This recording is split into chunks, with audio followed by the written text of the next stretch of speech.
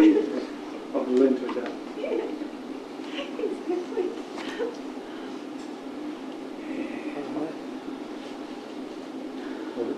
Morning teas at 11 o'clock today, councillors. There's good reasons behind that. We can, if you need to know those, you can speak to Michelle later. That's to make sure it gets here on time. You could have said technical reasons. Yeah.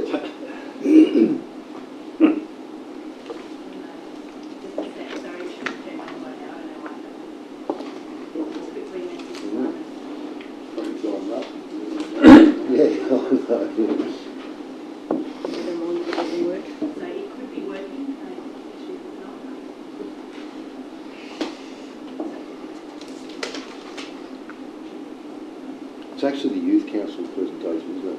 Yes. Yeah. And they've got school photos, so they need to be able to get it through to go and do their school photo.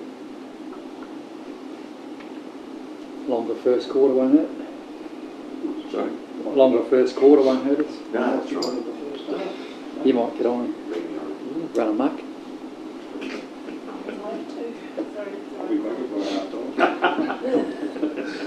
Good morning, councillors and staff, and welcome to our meeting.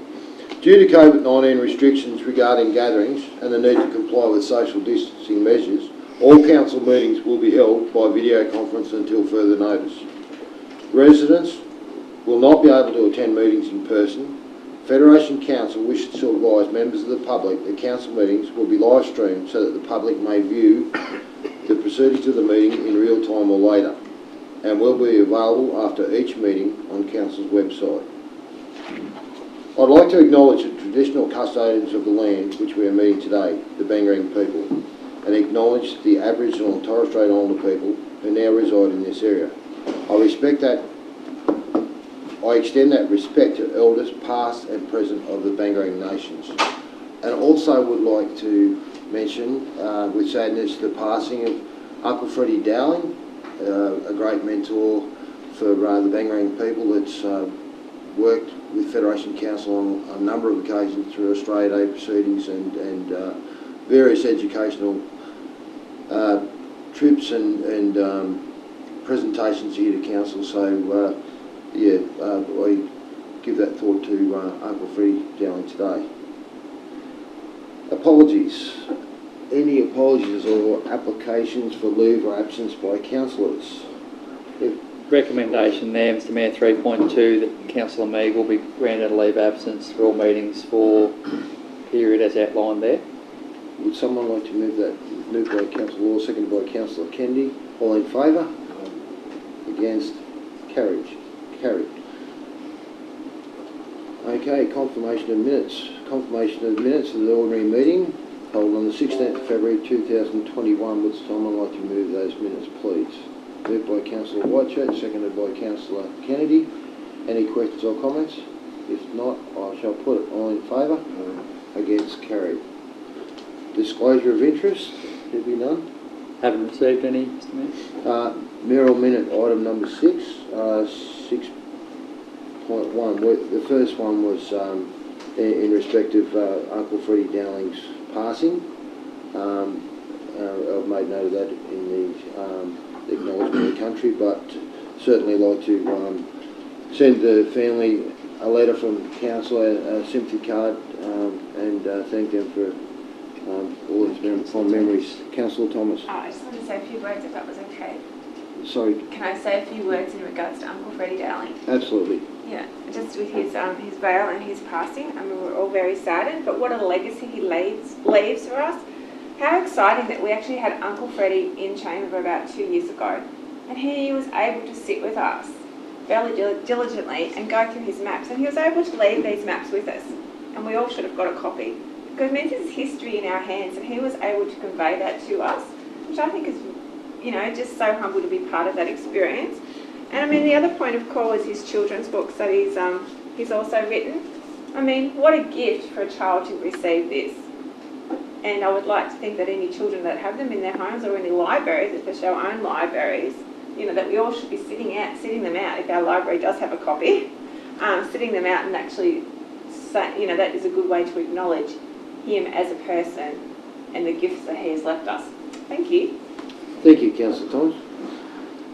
Thanks, Mr Mayor. I might make a quick comment. So, Justin Clancy, our state member, has also passed on his condolences naturally to the family, and he's been out to Jerilderie. And of course, we had Rodney, one of Uncle Freddie's sons, do the work for us at Australia Day and the Welcome to Country, and a really good job of that in pretty tough times for that situation. But he spoke on the phone to me again the other day, Rodney did, about that forward-thinking vision that they do have, and that was inspired, I think, by their dad and their families. So Justin was keen to see, what other recognition could occur, particularly around my whaler going forward. And I know Rodney's asked for your contacts, Councillor, to see what can be worked out going forward. But there's a lot of brothers as well, and so they've got a lot of older ones that are obviously doing a lot of work too. But the comment Justin made, which may have come through Rodney, was about whether there was opportunity down the track to do some more recognition around Bangarang with signage, and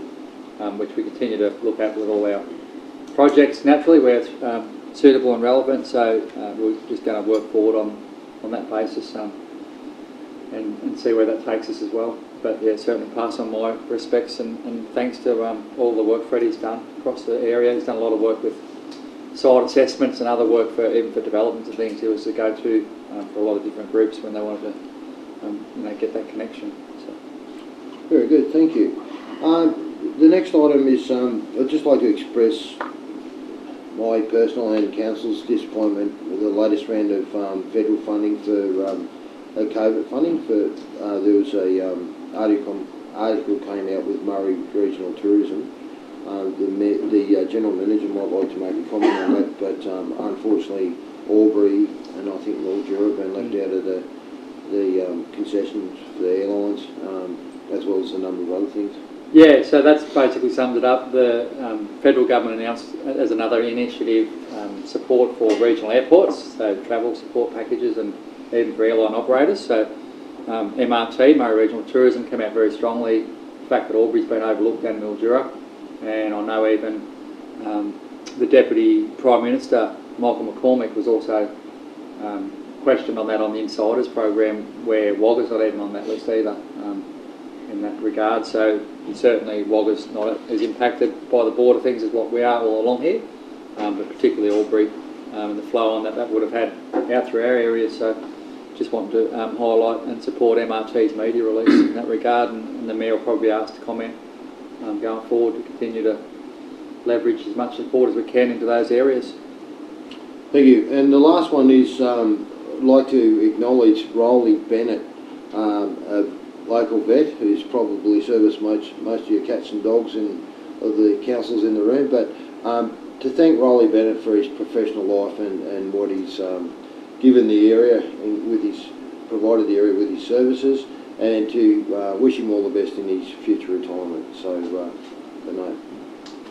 Councillor Longmire, did you want to comment on that? If I may support that intention, Mr Mayor, in regard to Rolly Bennett being over 40 years in the service industry as a veterinary specialist, if I can say that. Certainly he's known far and wide, and he's recourse not only with smaller animals, but certainly with bigger animals, and practically, especially horses. And not that he wasn't busy enough, he used to also support the Corowa Race Club as the veterinary operator down there on race day. So that's important to recognise as well. And if it's possible for council to able to send him a letter in regard to his duty and caring of the community, not only in the rural area but also in the residential areas. He had a practice at Howland and Chiltern, but certainly he's one of the rare ones in the world of veterinary science. Thanks, Councillor Longmire. I'm sure that could happen. Yeah, just further to that, I've read a really interesting article recently, which obviously you'd be aware. I wasn't aware, Councillor Longmire, but he grew up at Brewarren and was on a farm, and a son of a farmer up there, and was told to go away and work hard and be a vet. And I think that's when you read some of the stories where he was able to go out at any sort of, whether it was Christmas Day or anything, to help calves, help cows in trouble calving or anything like that. I suppose it showed his humanity for the animal side of things too. So we'll leave a big gap there in that large animal space too. Thank you. Would someone like to move that narrow amendment, please? Moved by Councillor Wales, seconded by Councillor Law. All in favour? Against? Carried. Okay, we'll move on to item number 7, the General Manager's report. Thanks, Mr Mayor. Rochelle, our Exec Support Officer, has done a good little report here. 7.1, a requirement for the notification of sister city arrangements by the Department of Foreign Affairs and Trade, so DFAT, our federal government department, recognising the agreement between Federation Council and Miki City, Japan. So the recommendation is to note the report that we have a requirement to notify of that sister city agreement and to notify the Minister for Foreign Affairs of that agreement before 10th of June 2021. Thank you. Moved by Councillor Law, seconded by Councillor Meagle. Any questions or comments, councillors? Not, I'll put it. All in favour? Aye. Against, carried. 7.2 is just a report updating the MDA National Conference to be held over there in Wentworth. Further along the track, get a date if I was to read it correctly, 16th and 19th of May. So this is just correction of the previous report because Councillor Thomas, being a Chair of Region 2 and member of the National Board, therefore doesn't have to pay any cost for event registration. So that's a saving of $699, and that just formalises that, and it just further outlines that there'll be a virtual attendance registration for the Mayor and myself, Councillor Longmire, any other councillors if available, which we'll be able to do in the Murray Room here during that event. Thank you. Moved by Councillor Whitechurch, seconded by Councillor Law. Any questions or comments, councillors? If not, I'll put it. All in favour? Against, carried. 7.3 is the report outlining furthering the proposal from Cora Business Chamber for council assistance to pursue investigations into a lock or a weir, a lock/weir in the Murray River at Cora.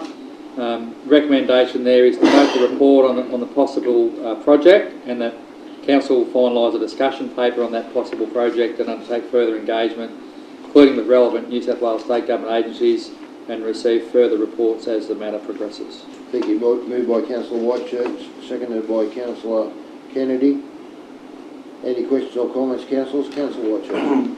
Yeah, Mr Mayor, just in relation to this one, it was something that came up, well, obviously last year from the Chamber of Commerce, and yourself, General Manager, and I attended a meeting at the Royal Hotel with our ministers and Member Justin Clancy, and it was a pipeline dream that they thought might have been able to come to fruition. Now it's got to that point where, okay, we need to go further if it's going to be something that we can look at and something the government can look at. And at that discussion, it wasn't just about getting it up here for tourism. There were a lot of other benefits of having the water level a static level in this area. The only two towns that are affected and are on the Murray between Lake Hume and Lake Mulwala are Hill and Corowa. And those towns are hugely affected by the large rise and fall of the water. There's arguments for bank erosion, and we're not going to go into the negatives or the positives today.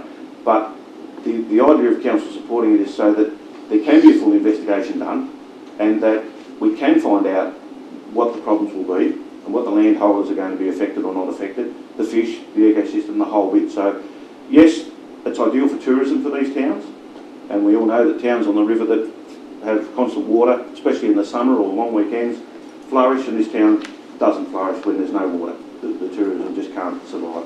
So I support the motion whole inside that we investigate a lot further and get into those government departments to find their real feeling on what it is.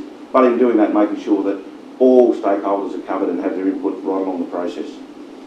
Thank you, Councillor Whitechurch. Any further comments, councillors? Councillor Thomas. I really think that will actually become a stronger advocacy role, Federation Council will, once this document is brought together. And for that reason, it actually gives you strength because you actually have a discussion paper to move forward with. Obviously, we're all very well aware that there's going to be a long process with the engagement of numerous stakeholders. There is so many avenues for us to advocate through. Obviously, already highlighted is the MDA, which we already do have one motion going through Region 2, but I'd really like all of us to consider pulling together a motion today to go to Region 1, which really replicates what we're talking about here. So if you can consider that, because I'd like that to be documented today, a proposed motion. Region 1 are yet to have their general meeting to consider their motions for the AGM. So it was to be held last Friday, but it was being postponed because the chairperson and the CEO had a previous engagement in Canberra. So if we can consider that, that would be fantastic. The other point of call is that myself and my fellow councillor Whitechurch are on a Zoom kind of platform tomorrow with engaging with the Hume Weir to Yarrawonga Weir Advisory Group, and they always ask for an update from councils. It was highlighted previously at that meeting when it was really just a seed concept. They said, what's happening at Federation with this Loch Weir? And I said, well, it's just really just a seed concept, but once we have a discussion document, then it can be actually tabled at these kind of meetings.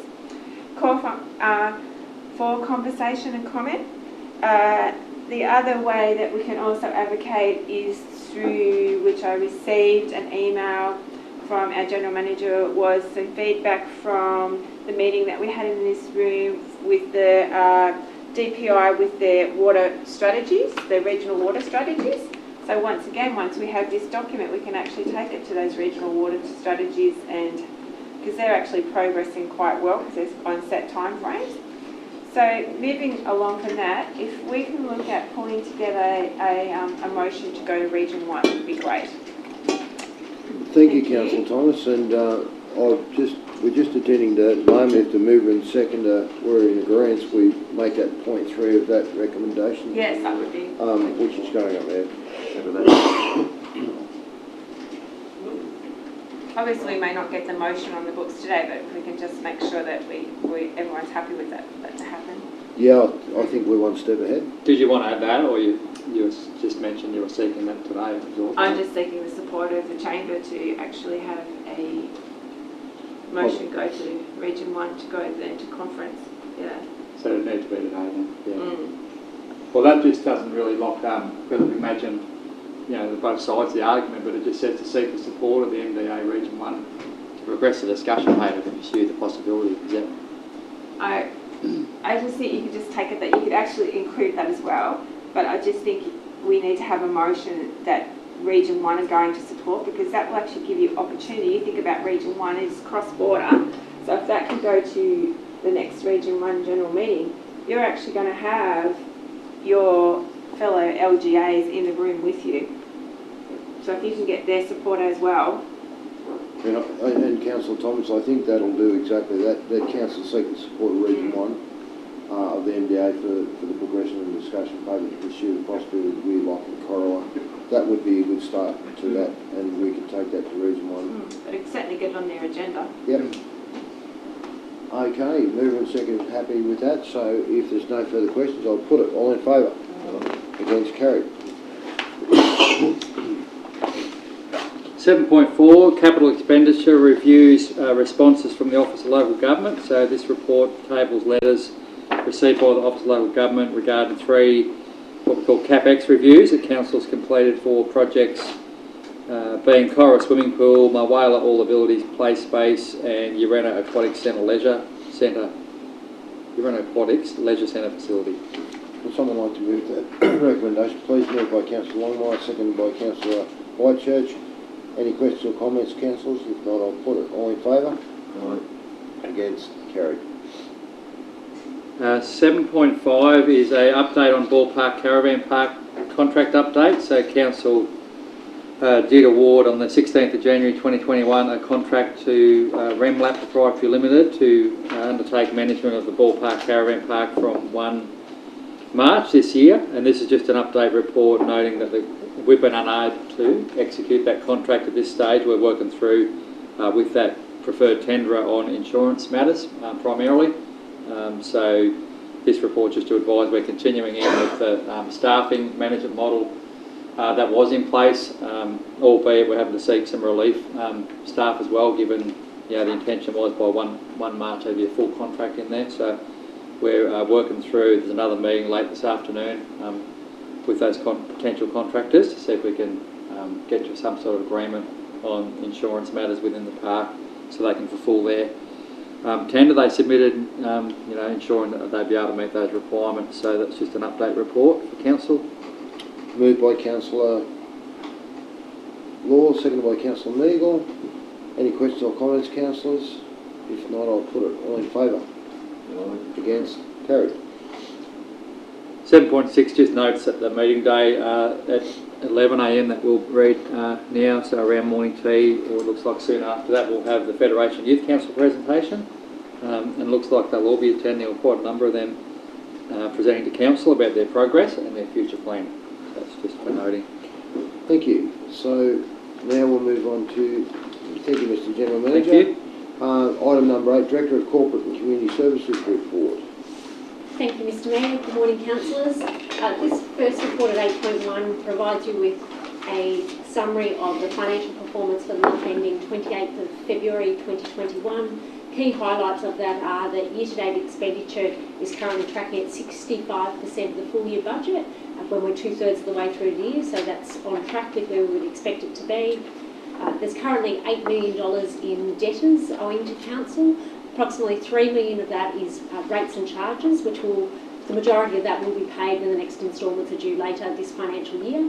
And then there's another $3 million in grant funding that is expected to come through as a result of milestone reports. So that accounts for the majority of that $8 million. And there is also $10.2 million in Council's general fund at the end of February. So that report is provided to you for noting. Thank you. Would someone like to thank you? Moved by Councillor Meagle, seconded by Councillor Kennedy. Any questions or comments, councillors? Other than the general fund is very healthy? If not, I'll put it. All in favour? Against? Carried. 8.2 is a report on the Building Better Regions Fund. So recently a grant funding application was submitted to the Building Better Regions Fund for the Ballpark, Caravan Park and Reserve Upgrade Project. The Building Better Regions Fund is a grants program which aims to create jobs and to build stronger regional economies. The project that we've submitted to that funding program is a $5.2 million development. $2.6 million of that relates to the development of the Ballpark Reserve, so the foreshore area, the public space, and that relates to the existing grant funded project that Council has already been successful in securing the funds for from the New South Wales Government.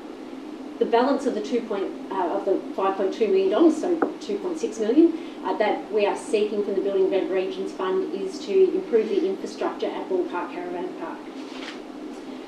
There are risks in that we have been successful in securing the New South Wales government funding, and there are timelines on which we're required to deliver that project. Now that we've submitted the broader project to the Building Better Regions Fund program, we will need to delay the start of the whole project until we get an outcome from the Building Better Regions Fund. So that will put significant pressure on final timelines for the New South Wales government funded project. So I'm just bringing that to your attention.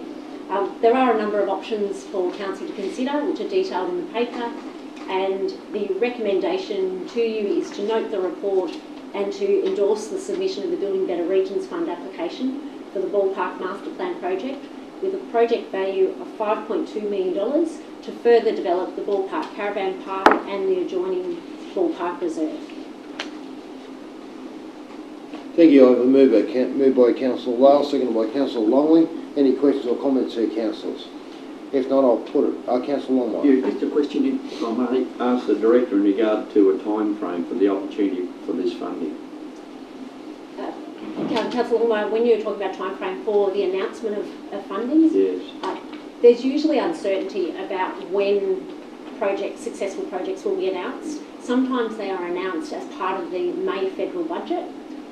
There may be an election later this year. That's where. So this fund, it's also been known to have funding announcements in the lead up to a federal election. Yeah. So we would be hopeful that there would be some known outcome at some stage this year. Thank you. Thank you. Okay, I'll put it. All in favour? Against? Carried.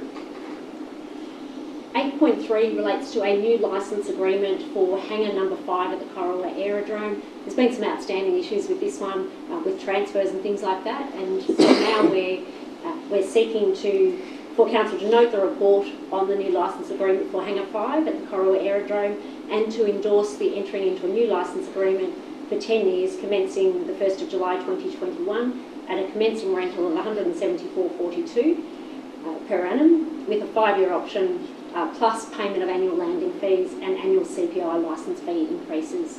and this is consistent with the other hangars at that site. Thank you. Would someone like to move that recommendation? Moved by Councillor Meagle, seconded by Councillor Whitechurch. Any questions or comments? Councillor Thomas. I'm just quite curious how you came to the figure of $174.42 per year. Like, to me, I don't know much about renting in the aerospace, but that seems quite Cheap. cheap. Let's go with that concept. Cheap per year.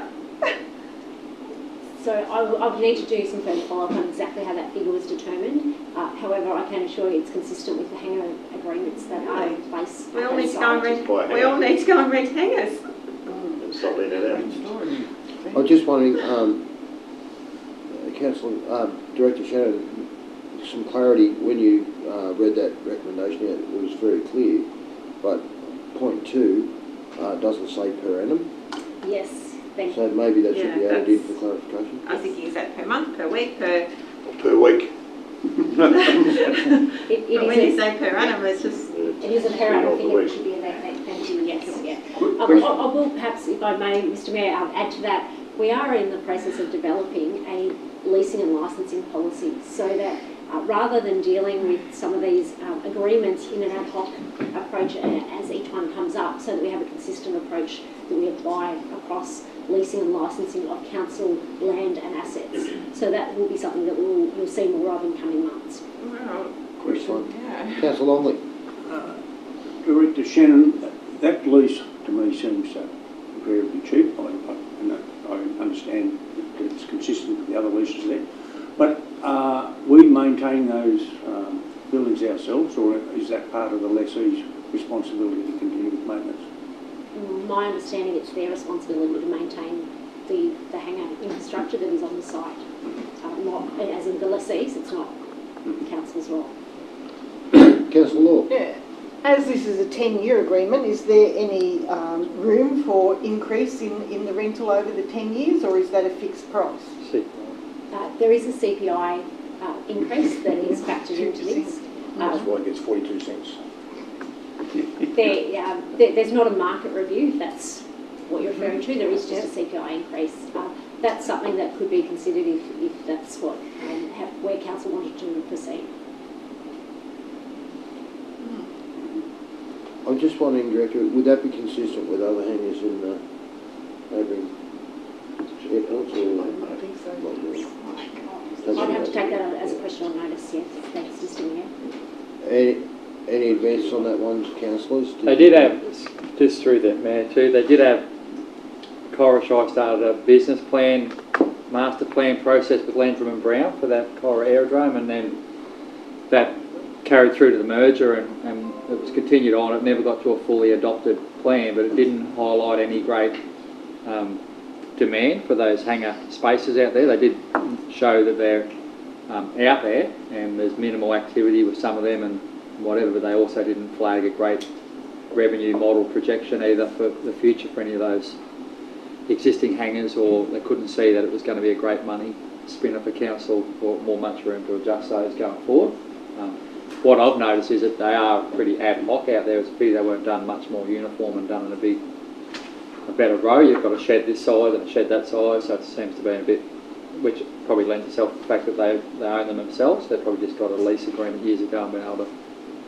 So when they change hands like this, it's a bit difficult as well, I guess, to change their structures. But yeah, that didn't really come to any great promise in terms of what other airports even would be receiving from those spaces. I think the areas where we miss out a fair bit is landing fees, and that's an infrastructure issue, I think, Steve, in as well, with being able to capture more of the traffic. You just can't capture it. If you had somebody out there full time, you'd never recoup your costs. Yeah. Unfortunately. So a lot of the touch and goes and all the flight training, we miss pretty much all that at the moment. Our traffic's not getting... You couldn't do that with a camera system? Which way are they going to land? You've got to have 4 cameras, you've got to monitor it. It's a full-time job for somebody, and their landing fees are about $20 a time or something. So you just, even Albury had trouble with that sort of thing. They said they've got to have full-time staff to do it. That's the only way you can keep track of it. Councillor Longmire. If I may, Mr Mayor, in regard to the question of reinventing the airport user group.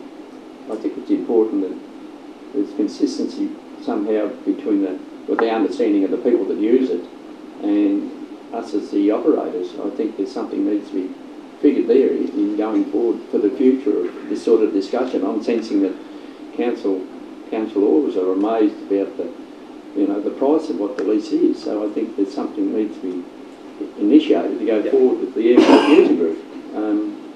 Let everybody have a look at it, because we want them to be happy out there. There's not many of them, but there's lots of ideas in regard to, when I say lots of ideas, they're a group of people that can bring into position an opportunity for ideas in tourism and that. And so we're pursuing in lots of other factors with the lock and all those sort of things out north of the Murray tourism brand. These people might have something, and some of us have recognised other areas of the state, which I've ventured to in the last 6 months, where they have airports that accommodate where people fly in. And even as recently as a long weekend in Victoria, there was aircraft that flew in here to enjoy that opportunity, and it is the way of the world currently, and it'll probably get more popular.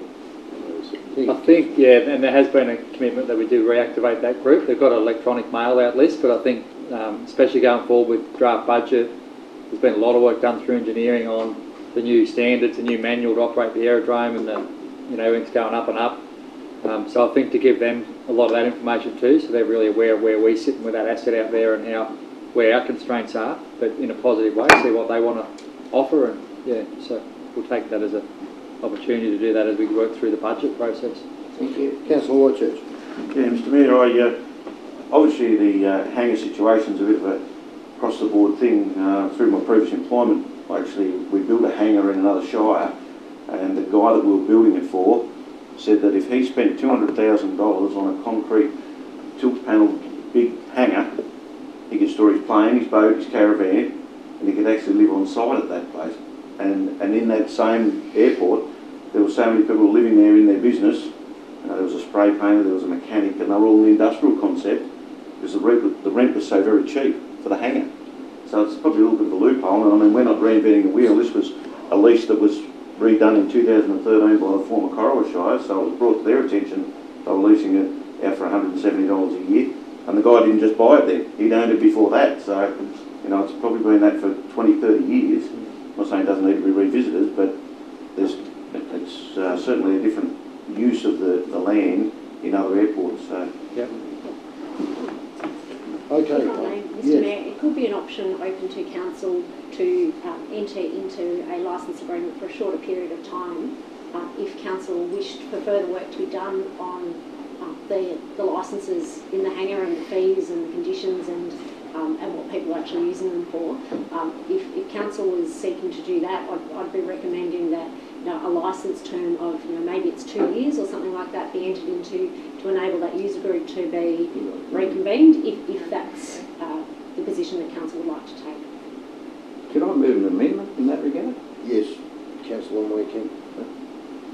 We can look at something there along those lines that Director Shannon just pointed out. I haven't got any wording around, but the opportunity to put a little time frame on it, nowhere near the 10 years, with the opportunity to bring into position the consultation with reviewing the licensing process and consultation with the airport user group.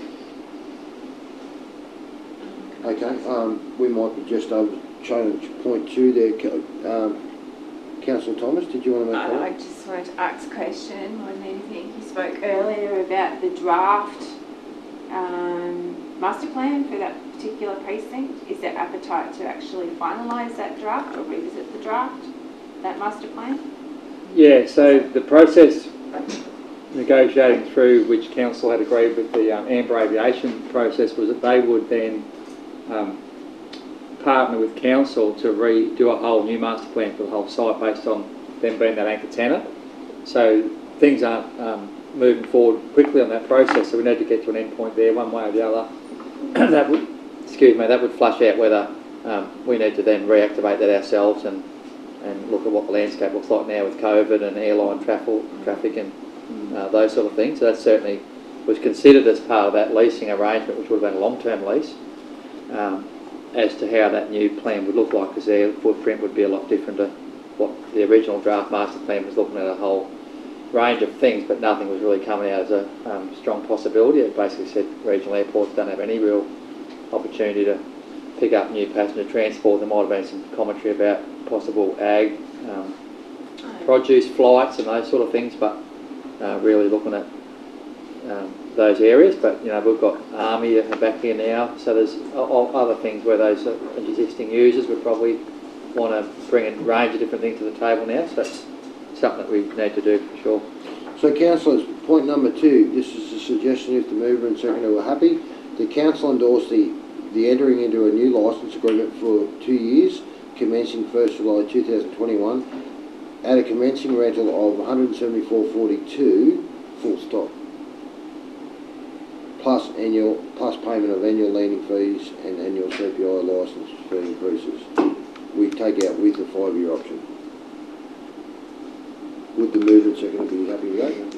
I thought council, I was also asking that we activate a group to, and if I can just say something, Mr Mayor, I support what Councillor Onway, but I think we need to have an overall look at the aerodrome and just see where we're going in the next 3 to 5 years out there. There are some other issues floating around that we need to look at, and I'm certainly go along with what Councillor was saying, that we need to look at that, and we probably need to do that in the short term and set up a strategy of where we're going. We had that feedback from the Army this week that maybe they're ready to sign an agreement for a long-term parachuting, which can be accommodated, but I think we just need to have sit back and have a real round table about where we're going with the aerodrome at the moment. The current budget you're about to consider is going to have an expenditure of $100,000 plus, and your income from out there at the moment is about $2,000 plus the Army. So. And we know the assets underground, all the drainage and that. Since in the Amber negotiations, Steve, that highlighted a whole massive backlog of drainage under the strip and everywhere. I just think we need to, as an organisation, have a real close look at that. So I'd support the way that you're heading there, Councillor. Point number 3. I think, that could be a good idea. Yeah, I think that's the way to go. If the mover and seconder are happy with that. Point number 3 would be that council Probably receive a further report. You get a further report, yeah, that's possible. But I think there's a sense of attitude that we've got this asset, we need to, we've tried one opportunity and, it hasn't been successful. We see a further report on fees and charges for the airport, I suppose, or fees and charges, or Broader than that, I think. It needs to go broader than that. It needs to look at the whole use on the running of the on the running of the. And do you need 2 strips? Do you need there's the whole. Further report on the Corowa aerodrome. Because the whole structure of aviation in Australia has changed. It used to be a 3-tier aerodrome structure. precinct. There's only a 2-tier structure now. Yeah. okay, the mover and seconder okay with that? Can you add precinct after the word aerodrome, please, Mr. Aerodrome precinct. Okay, we happy with that, mover and seconder? No further questions, all in favour? Against, carried. Agenda item 8.4 relates to the Howlong Industrial Estate. As you're aware, the development there is nearing completion. Council will need to make a decision on the sale price of the lots, which will be made available for sale. It's recommended this item be deferred to the confidential session of Council. So moved. Thank you, moved by Councillor Longmire, seconded by Councillor Whitchurch. All in favour? Aye. Against, carried. 8.5 relates to an offer that has been received for an industrial lot in the Mulwala Industrial Estate, and this is recommended to be deferred to the confidential section. So Moved by Councillor Law, seconded by Councillor Meagle. All in favour? Aye. Against, carried. 8.6 relates to Council's update of the economic development strategy. So we have conducted a robust expression of interest process, and then we are considering the appointment of a consultant to undertake that review. This is now recommended to Council to consider in the confidential session. Moved by Councillor Meagle, seconded by Councillor Law. Any questions or comments? All in favour? Aye. Against, carried. 8.7 relates to an offer that Council has received for the sale of industrial land in the Corowa Industrial Estate.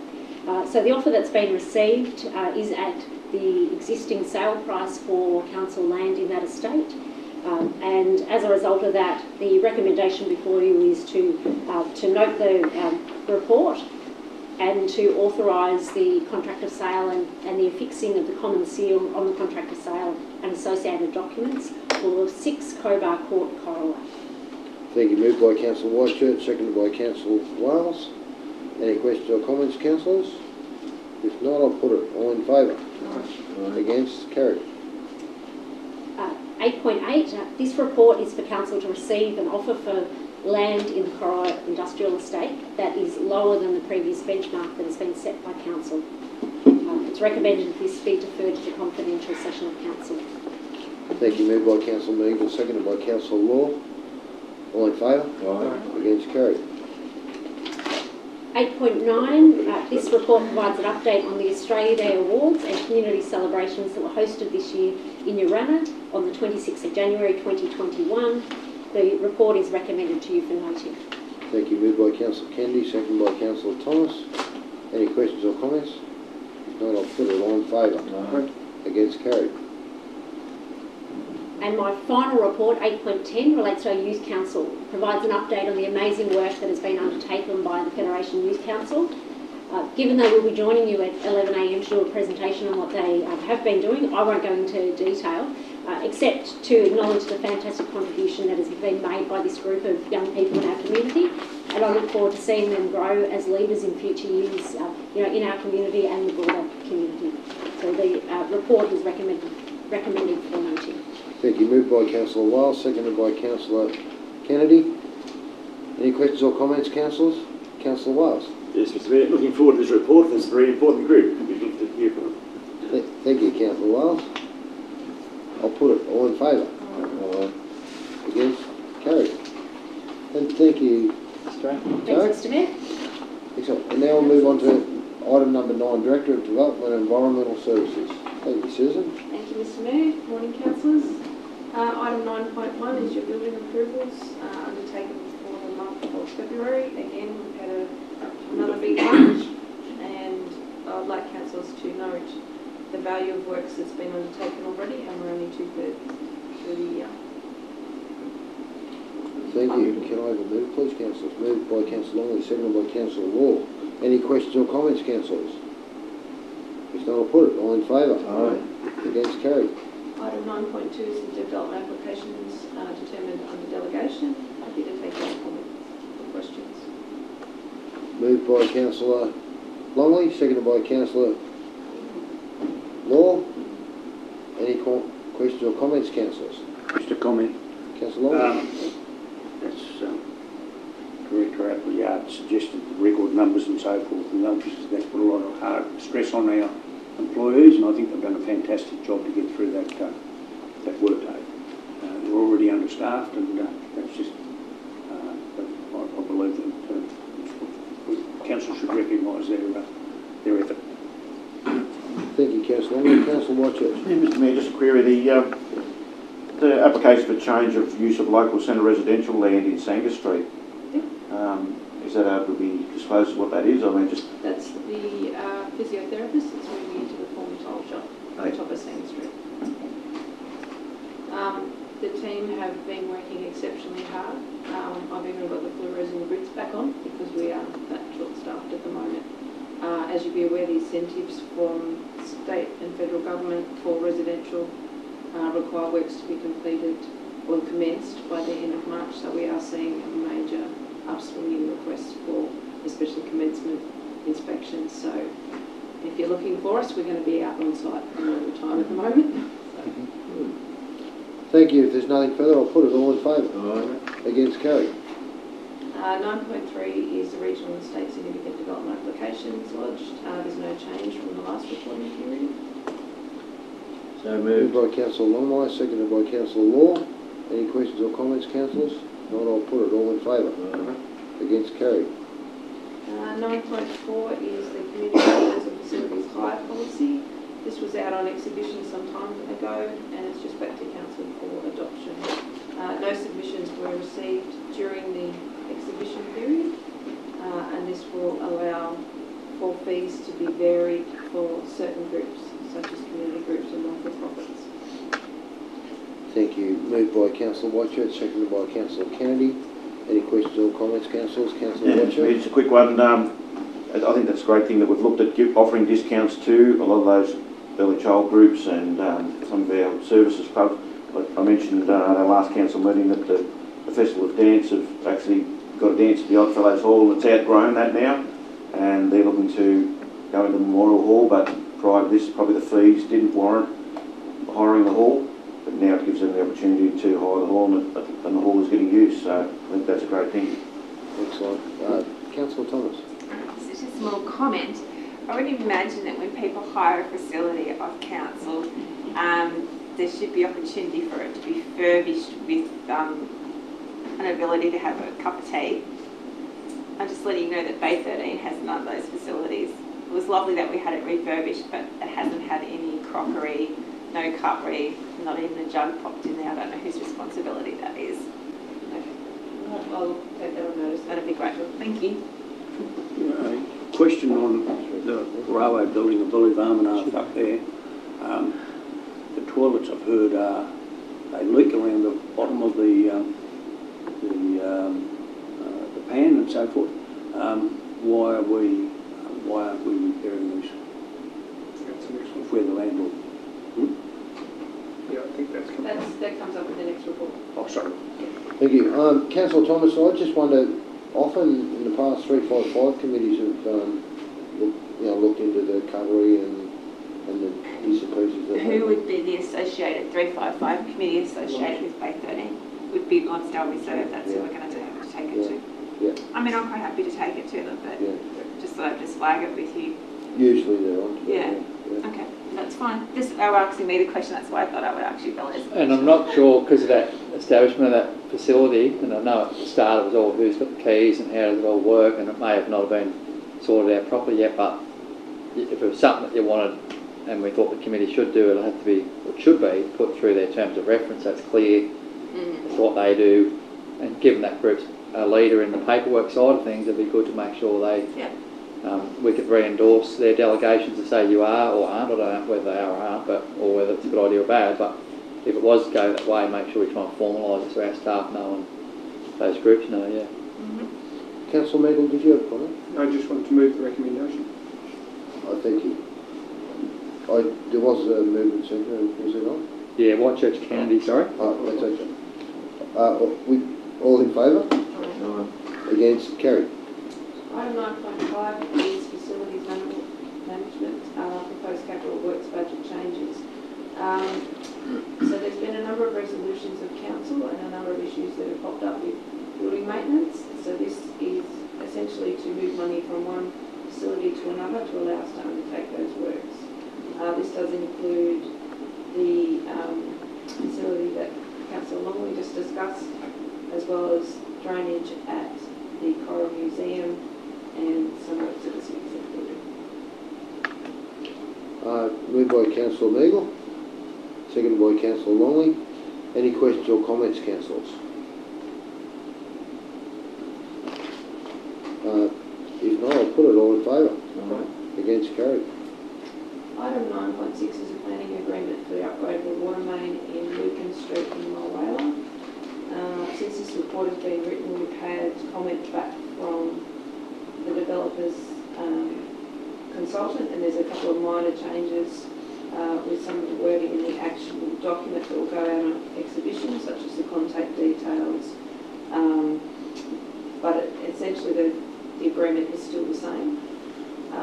What this will do will allow the developer to formally make a contribution towards the infrastructure that is required, but it will also have a material benefit to the community in that it will improve the water pressure around Mulwala.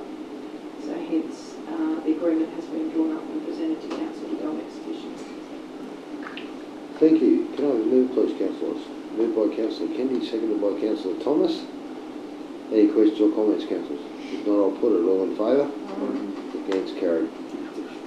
Item 9.7 is your monthly sale yards update on the project. in preparing the CapEx report, it was noted by the consultants that we needed to include this in our operational plan and also in, I just lost my train of thought. I'll get to the bottom. So it needs to go into our delivery program, and also to be referred into the long-term financial plan. It's the recommendation before council. Thank you. Moved by Councillor Longmire and seconded by Councillor Whitechurch. Question, Councillor Longmire. No question, just a comment in regard to the upgrading of the sale yard as identified. I was fortunate enough to be able to accompany David Coppolino to go to Horsham and have a look at the improvement down there in the roof area, which was a great model, and there were glowing acclaims to how it was built and all the rest of it, and especially in regard to the opportunity for the sales to continue. And so that's something that is a spectrum that will be part of the discussion, which I'm sure will please the agents and the producers. And so I think we've got a consultative sale yard committee meeting very soon. So we hope that preparation and how we go about getting this building up and in position will happen very soon. Thank you, Mr. General Manager. Yeah, just make a comment. The work gone into this project obviously is extensive, and even more recently, sat in on a meeting with Director Shannon and Appleyard, our staff, with the consultant that's preparing this CapEx review that will come, expected to come to council in April. But we did skip over the report in my section on the OLG, the Office of Local Government, their responses to our earlier CapEx processes. So this is really about making sure that we're continuing to try and, we're aware of where the government's funding pressures have been at. We're also aware we've got significant challenges in our businesses that we need to still work towards seeking that funding. So any chance we get to try and improve our processes around including specific actions in our one-year plan, which this one allows us to now do, and then obviously feed that through the long-term financial plan. It's it's never going to be a perfect scenario where you're going to have all your projects in your one-year plan, because obviously you don't get funding for some of them, and you've got to write that you can't deliver it. So it's a real balance.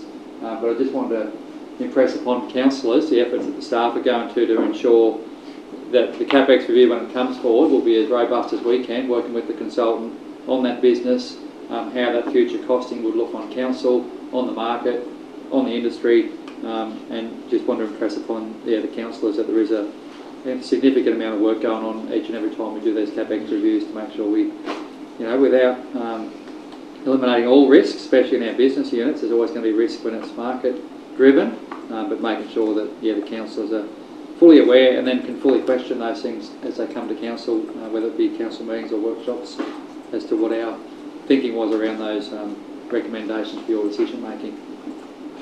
Thank you, Mr. General Manager. Councillor Meagle. Yeah, thank you, Mr. Mayor. Thanks to the General Manager for those comments, because I did note that, having read the OLG reviews, that there were some concerns that they had. It's nice to see that this CapEx review is happening before we start the project, and that hopefully it will look for a much better response from OLG in the future. Thank you. Thank you. If there's no further questions, I'll put it. All in favour? Against? Carried. And thank you, Director Appleyard. And now we'll move on to item 10, Director of Engineering Services. Thank you, Mr. Mayor. Item 10.1 is the report on the progress of the works program. Moved by Councillor Longmire, seconded by Councillor Kennedy. Any questions or comments there, councillors? Not, I'll put it. All in favour? Against? Carried. Item 10.2 is the progress of the capital works program, just as the printout straight out of our financial system in council. Thank you. Moved by Councillor Law, seconded by Councillor Kennedy. Any questions or comments, councillors? Councillor Longmire. Progress of the Bordeaux water supply. It's a thorn under my backside. Is it still going to happen, Mr. Carmichael? My understanding was they'd started where they were about to start work out there on the test pool, but I haven't been out there, so I can get an update on it for you. It is a diversion for me to have to go past to check it every day. But so I won't make any more comments on that. The thorn will be removed. I won't reply. Anything further, councillors? If not, I'll put it. All in favour? Against, carried. Item 10.3 is a report on special projects. The first one there is the Caravan Aquatic Centre. By way of where we're up to with that, the proposed handover of the keys is set for next Tuesday for that building. Thank you. Moved by Councillor Meagle, seconded by Councillor Whitechurch. Question, Councillor Whitechurch? Mr Mayor, just a clarification that the one of the variations today which were approved prior to the acceptance of the tender was VO001 was the approval of a slash pool toy, that I think that's splash, as opposed to a slash pool. Just clarify. Probably a fair summation, I would say. Thank you, Councillor Whitechurch. I would suggest that's been in there for quite a while. If you go back through your previous business papers, it's probably been spelled like that for quite some time. But I won't bring that up. If there's nothing further, I'll put that one too. All in favour? Against, carried. Doesn't mean I don't have to talk about their probabilities. No, you're good. All abilities is, all abilities according to the contractor was finished a couple of weeks ago. Unfortunately, he forgot to tell us that he'd finished. And we are just doing a little bit of remedial work there at the moment, so that is all but finished. And we have to, I don't know whether councils in Mulwala might be aware, but it was open and then we had to shut it down again because he opened it today, he finished work, and it was just a few little bits and pieces that weren't to our satisfaction. So my understanding that's been remedied now, and Looks like it's all good to go. it's all, Still fenced off. it's still fenced off. We're just trying to get some grass to, I mean, you can't lay lawn one day and put people on the next day. It doesn't stick. Thank you. Moved by Councillor Thomas, seconded by Councillor Kennedy. Question, Councillor I Thomas. just wanted to make a comment, and I'm sure that Councillor Kennedy has probably noticed this as well. Yeah, The they carried people it. driving their cars right in, like when it was open for the Victorian long weekend, it was great, it was excellent, it was in fantastic use, but there was people driving their cars up in past the train to the water's edge. If we're trying to establish lines and have a safer haven for our families and children and, you know, our patrons, we can't have cars driving up. All right. Yeah, I don't know what you, I don't know, it's just a suggestion, just a comment, but something needs addressing. Probably need some signage there, Steve, just to tell them. Originally there was a fence along there, but we did that Yeah. down when we started the redevelopment, so I wasn't aware that was happening, so thank you for that. Yeah, any further questions? No. If not, I'll put it. All in It's favour? already all been carried.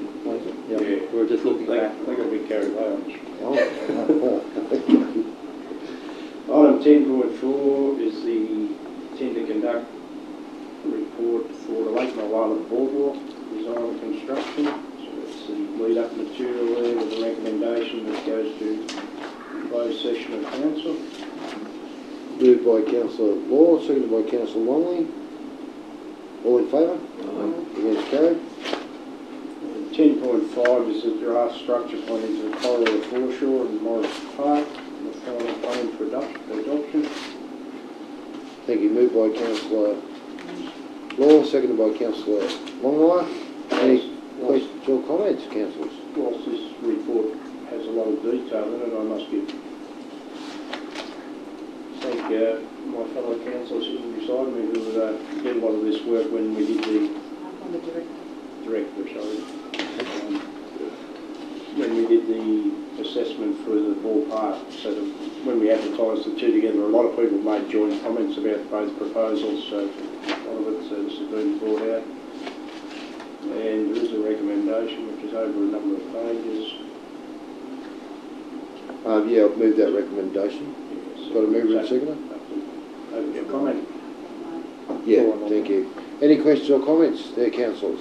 Councillor Longmire? Yeah, just a comment in regard to a long time ago when the master plan was drawn up for the area, it wasn't as detailed as what we've got in front of us now, but certainly it's just to appreciate the fact that it's been applied in a form now that the next thing is to get the funding and to complete it. So that again is another project for council to be able to endure the opportunity to make happen. Thank you, Councillor. Councillor Kennedy. Just a thought too, if we're looking at building a lock and a weir down there somewhere, if all these boardwalks that are in this plan aren't going to work, so we want to sort of look at something there before you start. Because I've seen a couple of designs come through and they're going to be underwater if the lock and weir goes in, so you might want to sort of have a look at that. So, it's really the chicken and the egg. That's what I mean. What do you do? A lock and a lock to me can't go very far downstream because it'll get bypassed. You've only got to go over to this area here and see where all these lagoons go, and if you built a lock, and Build it spread out. many years ago they built a lock on the Darling River and wondered why it wouldn't fill up. And then they discovered that the water had gone around through another lagoon and just bypassed it. So there were all sorts. So if you're going to build a lock and a weir, and I won't make any other comment because I haven't my own interest in that thing, and I was involved in building a weir on the Darling River, weir 20A actually. It's a very, very intense process, and you've got to get approval in this day and age. It's going to be a long, drawn out process. So, yeah, I take on board. But again, this plan is for the long term as well, so there's a lot of work can be done which won't affect water levels, but certainly when we get down into that boat ramp area and those sort of things there, and boardwalks and that, yeah, we need to be mindful of that. Thank you, Councillor Mule. Thank you, Mr Mayor. Yes, I support the plan as and the recommendation. I think what's important here is that it was put out, there was a lot of submissions received, as has been commented on, and that the consultants have very much listened to those concerns, amended the plans so that the input from the community, as well as from the consultants, as well as from council, has all come together to come up with, I think, a very, very good master plan, and that the community should be encouraged that, yes, they do get listened to when they put in their submissions, and that this is a real roadmap for the future for probably one of the most important aspects in this town. Thank you. Thank you, Councillor Mule. Any further questions, Councillor? Comments, if I could. Mr General? Yeah, just off the back of when the local member was out the other day with that funding that was unlocked because council did go ahead with this structure plan, I think just shows that the benefit in doing strategic planning. And I suppose a couple of areas for me that come to mind was the work they did out at Morris Park to try and really fit in all those different great groups with little athletics and other sports that came to the fore.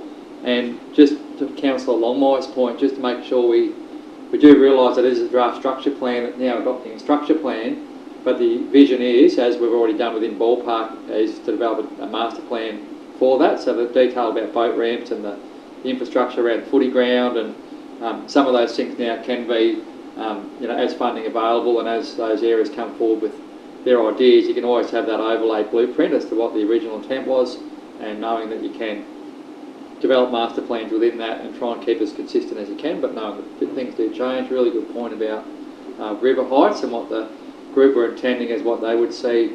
I know we've got a pretty good river going through there now, Sean. What would you call that height? Probably just over summer level Yeah. at the moment. So That's 16,000, 17,000 megs, Yeah. that's high. It's probably 15,000 megs is a good flow. Yeah. So running about 17 at the moment. And just quickly on another point that former Director Christy Kay did point out years ago when they got the funding to do the South Cora boat ramp down at Lions Park, which was just a dirt ramp that Cora Shire got some money to, and again when merged the Federation delivered that boat ramp into that area. RMS were particularly, in her view, and I would say she would have heard it directly from them, that was not to be a regional boat ramp, and Cora always did need a regional boat ramp, but they did go on to say, I'm not trying to suggest we don't move forward here, but just flagging that they did say that the lagoon one was not what they would see as a regional boat ramp, whether that was for safety or the kids that swim in there or how that all, I'm not sure what the view was there, or parking, but as Steve's point and the feedback suggested, nor would be the one near the bridge, so just flagging that there could be within a master plan or a future idea about a regional boat ramp. It may not tick the boxes, or it may, like Steve's suggested, if we intend that is it may be some work to do ahead of that, but that's a future thing to decide, yeah. Councillor Longmire. Yeah, just a quick comment, Mr Mayor, in regard to the sporting groups that are in this precinct. Here's a document that they can in their own little area they can feel ownership of regarding what they can do to be part of it. So I think it's important that that be available now, this document, so that they can find their own funding to support the application. That obviously council and other areas will go for grant funding, but you know, make them have their own money so they can, because they can see what they can do. And credit to them, Jim and Neville, the consultants, said that all those groups, they've never seen groups that have been willing to give and share what their ideas were, or so some of them felt that they were looking at their own little area, which they need to do, but from the outsider's point of view, they were really impressed with the level of buy-in from whether it was hockey or tennis and sharing facilities or giving up space to make it work. They were really impressed with that. So. Yeah, just to flag something from my memory too, Justin Clancy's office did mention about Kiffin's Reserve. They wanted to plan for a boat ramp, etc. for there, because there must have been available funding there. It's been available money there to Yeah. do that for a while. Councillor Whitechurch. Yeah, just on that, I think the recommendation is pretty strong out of the whole thing to say that we maintain the boat ramp there. I was part of that discussion when our former director was there, and there is no way that boat ramp in its existing place could stay as a regional boat ramp. It's a navigational hazard through there now, which was the main reason they didn't want boats coming through that lagoon. As Councillor Lord, remember the steepness of the former boat ramp that was in that lagoon area was on the other side of the lagoon, and it was quite steep. The length and angle of boat ramps is obviously determined by the grade to a degree of the riverbank. And you look at Lake Hume, as I think our director insinuated once in another meeting, it's probably 150 metres long, with Lake Hume, and you've got to back your boat down from the top to the bottom. Someone can't back a speedboat down a 40-metre boat ramp at Caravan. Well, they shouldn't be backing a boat anywhere. The problem with that boat ramp there and our new design of the Caravan Park is that you're actually camping in the Caravan Park, and then you've got to take your boat all the way back out, up and around, back down, round a dirt track, potholes and mud, whatever it might be, to take it to a boat ramp, and then the same when you take it back out. And I appreciate as a local, we're taking our boat from our home or wherever it is down to there, but we've got the ability. The only knockback that come from the people that probably know, apart from the submissions that were put in, which were for personal reasons, was the car park size. There was no mention from Fisheries about the boat ramp going in its allocated spot in the design. There was no mention from the EPA, there was no mention from Maritimes, who would be probably the biggest input as to the boat ramp wasn't fine. The only negative that came from any of the governing departments was the size of the car park. I think the recommendation is quite strong out of all the things to say that we leave the boat ramp where it is. I'd be suggesting that we'd be looking at somewhere else to put the boat ramp if you think that's not the place to put it. Just putting a band-aid over what's there isn't going to fix him. We're still going to have to dig the lagoon out every time, and the boats are now encroaching into the lagoon area as it is. You see jet skis and boats taken off out of that lagoon on a blind corner through an 8-knot zone. And to say it's not allowed, we've got a sign up that says no mooring of boats in here, no boats past this point. But any given hot day, the boats are starting to go in there, and you've only got to think back, 40 years ago there was 3 speedboats in Caravan. Might have been 60 years ago, and now every second person's got a speedboat, and that facility's filled with boats down and around there. So I think my understanding we need to be looking at somewhere else if we're going to move that boat ramp in the precinct design. We need to be putting in there where we are going to put it. Because where it is requires $10,000 worth of dredging every second year just to have boats go in and out. Thank you, Councillor Whitechurch. If there's nothing further, I'll put it all in favour. Against, carried. And thank you very much, Steve. Thank you. We've got a little bit more time. I suppose we'll run through. We'll start on 11. Notice of motion, question without notice. There be none. No. Reports from committees. Do we have any reports? Reports from delegates? Any delegates' reports, councillors? Councillor Longline, did you have one? You asking for a report from delegates? Only if you'd like it. Yeah, okay. The opportunity to go to Horsham, I've mentioned that in regard to the inspection of the art facility and the roofing area and all the rest of it. The other opportunity I had was to attend a ELSA, Australian Livestock Sale Yards Association board meeting, and there's nothing to report of any effect to us, but in the climate that in fact I know we adopted the opportunity to be a member of both ELSA and ELMA, the two groups that are in control of the sale yard operation, well, not in control, but certainly the overseeing bodies, the reflection of what we continue to get from the ELSA group is, and certainly for David Coppolino, our sale yard manager, is the fact that it's very good service. The CEO of ELSA group is always in touch via email, or even with myself, but certainly for David for upgrading of different regulations that don't always apply in New South Wales because we are different to Victoria, but there seems to be a lot more feedback coming in regard to the Elmer group. They're based in Queensland, I think Toowoomba, and not trying to downgrade their service level, but I think under the adoption, we thought we'd trial it for 12 months to be a member of both groups. I think at this point in time, we're certainly satisfied with the ELSA input towards the help and operation, and certainly field days and lots of things that are available for us. We did see the automotive sheep counting demonstration down there and other things that are on the drawing board for updating sale yard operation, and even though it's quite dear in price, there's a future there down the track, so that, yeah, so once again we get the service availability from the ELSA group, and we haven't had any of that deliberation from the Elmer group. So just thought I'd mention that. Councillor Longmire, the sheep counting, is that via e-tag? No, it's by laser. I actually have something on my camera, on my phone here, in regard to how it's done. Certainly applied to exporting of live sheep at Fremantle, another place, Kokar, which is a big operation up near Sydney.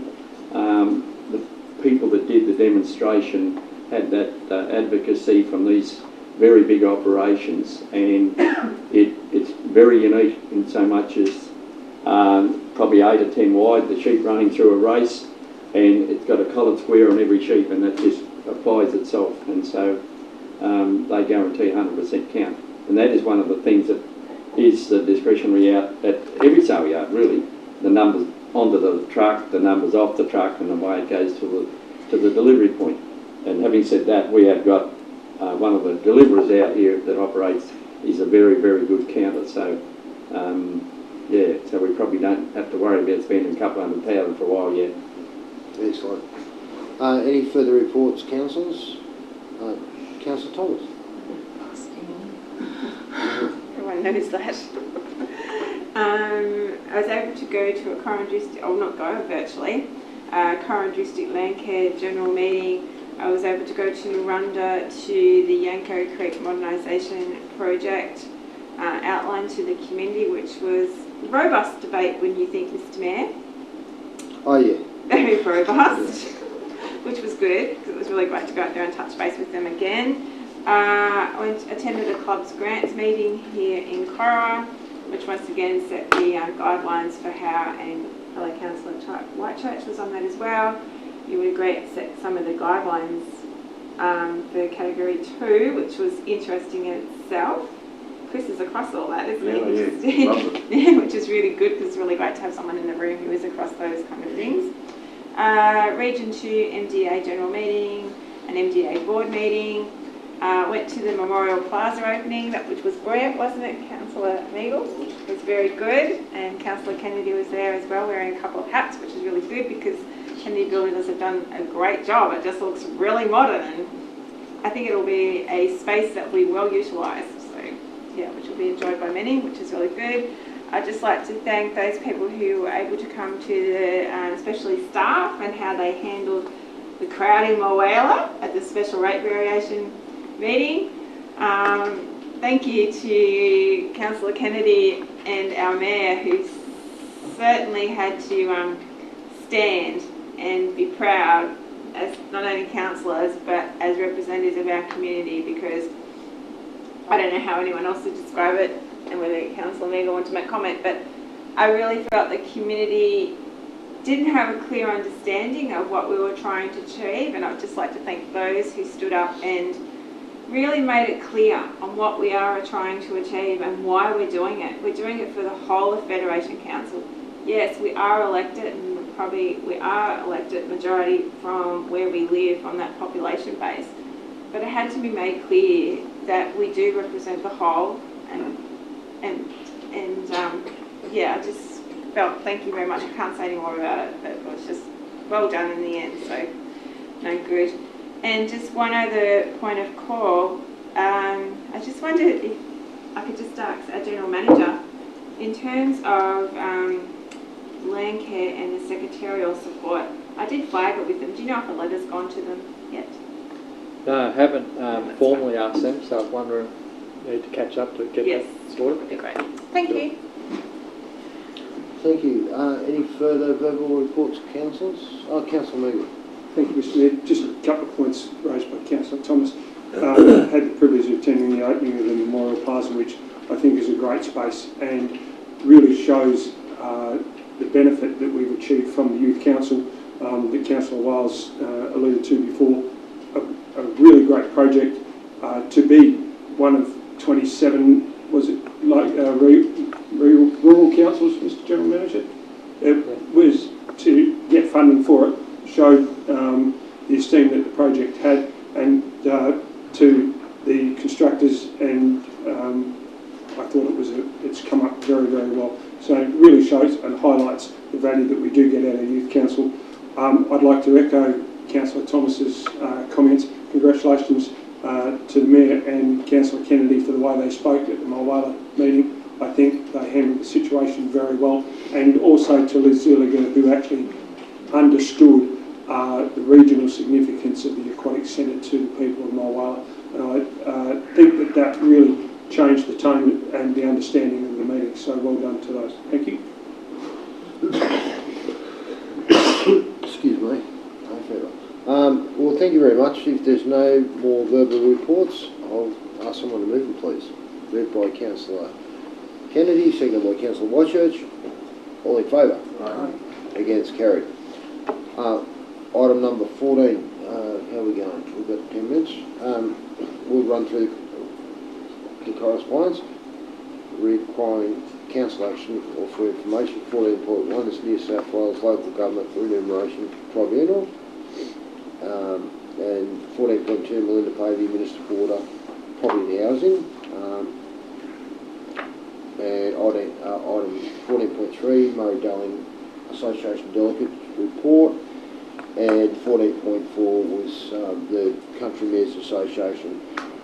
I'll move them. Make a couple of comments. Yeah, Mr General Manager. Just quickly, councillors, that 14.1 council has made, and you'd be aware we've made submissions before around the remuneration for councillors and mayor, and the relatively low rate of those, as well as suggesting new categories or changing our category up. They don't seem to be taking any notice of any of the councils that do that, and LG New South Wales have our motions as a platform to continue to do that, but I wondered whether I should just still, by the due date, send in, I wouldn't need anything special here because we've already got in our books, a reminder of where council's position was in regard to those payments. So, I think that'd be great. Any councillors disagree? State water strategy, I know Councillor Thomas has talked about that a lot as well, because we did have that workshop with them, so there was some things that I had in my email I've sent around recently, so they did give some feedback as to what they intended to do with our feedback that we provided to them, so I guess that's for council to consider as well as to where that gets to, but it's on exhibition now. So that's all, thank you. Thank you. Okay, we'll move them as a block. We've got a moved by Councillor Whitechurch and a second Councillor Kennedy. Well, Councillor Thomas, would you like to make a comment? I just really want to make comment. That's right. I just want to flag it with Chamber just in case it happens. It would be great if it did happen. But there could be opportunity for Region 1 and Region 2, which would mean Federation and Albury, to co-host the 2022 MDA conference. At this stage, they can't get any takers. There's lots of people who would like to do it in 2023, but there seems to be no one who wants to take it on in 2022. So I'm thinking what a great opportunity, because we could all go to Urana. Imagine hosting an event out of the lovely Aquatic Centre out there. You know, imagine a cocktail party or something. Just putting it out there. Anyway, all good. Yeah, look, The mayor's going around. That's right. Thank you, Councillor Thompson. I'd be keen to explore any opportunities we have. I noticed that email come through, and it is a great opportunity. We should be looking to capitalise on that. So thanks very much for that. Any further comments, councillors? If not, I'll put it. All in favour? Against? Carried. Would someone like to move suspended standing orders at the moment? I think we're 10 to 11, so we might have a quick break before the junior youth councillors come. Adjourn for morning tea. Adjourn for morning tea. Moved by Councillor Eagle, seconded by Councillor Olmeyer. All in favour? Aye. Against? Carried. Thank you.